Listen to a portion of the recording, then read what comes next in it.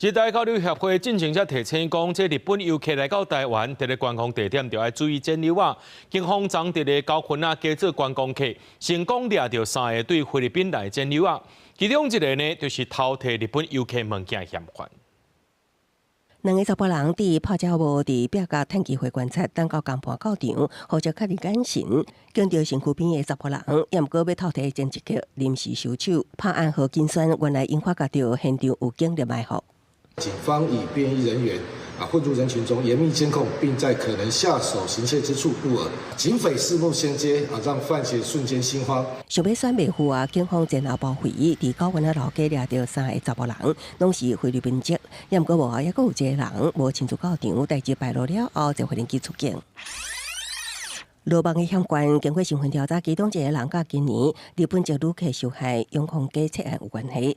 订药的手法就是借着人海战术，制造小 A 错觉。也毋过日本游客来台算风偷摕事件订团，和台日交流协会被会伫官网示警。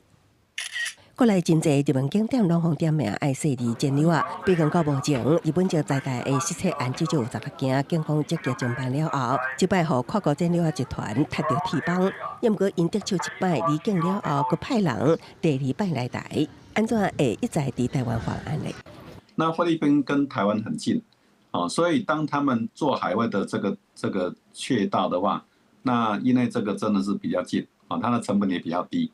那我们跟菲律宾之间也是有免签的关系。虽然有部分的成员好抓，也毋过源头有关无好抓到。即件都一日来台各犯案，相当的说是台湾的国际形象。公司新闻采访报道。